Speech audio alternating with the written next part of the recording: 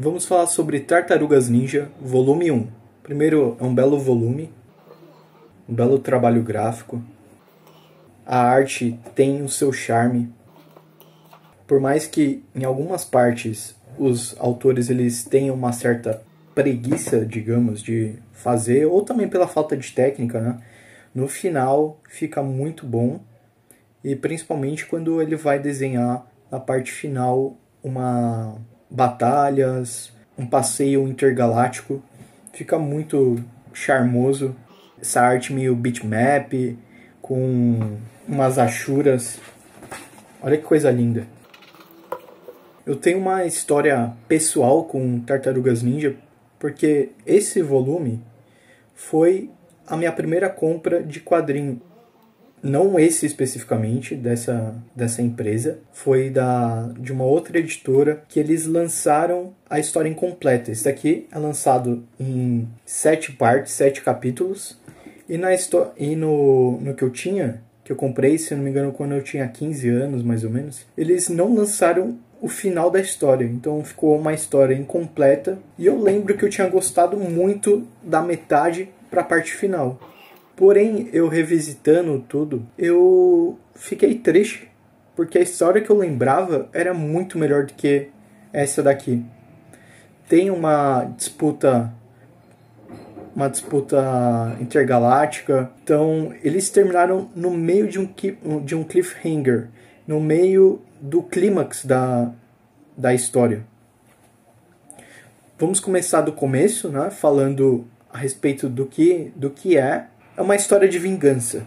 Vamos começar primeiro, vamos falar primeiro sobre a história.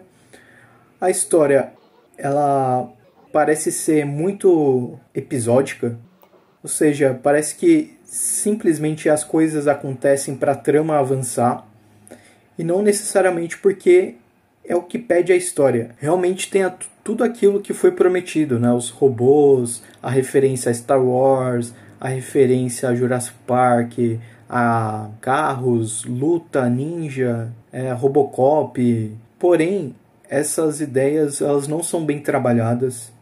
O texto ele é um pouco verborrágico para a época. Eu não estou brincando, parece que foi escrito por adolescentes, que não entendem de muita coisa, de roteiro.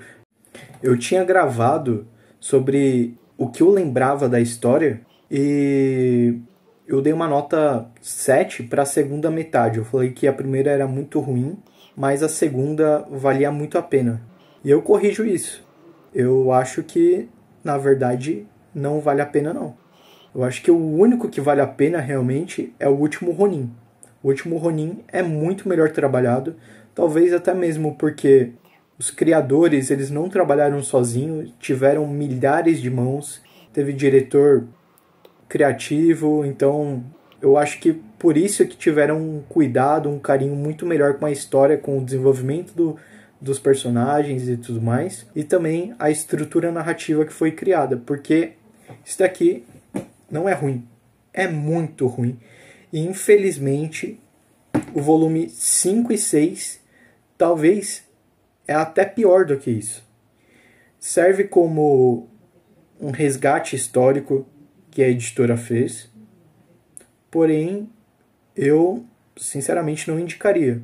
Nota 3, 3,5 para ser bonzinho. E desculpa pessoal, mas se vocês quiserem ver, se vocês quiserem pagar para ver, compra pelos meus links que estão na descrição. Se você não quiser comprar isso, eu vou estar recomendando outras HQs na descrição. Vocês compram qualquer coisa que vocês quiserem através dos meus links, vão me ajudar bastante.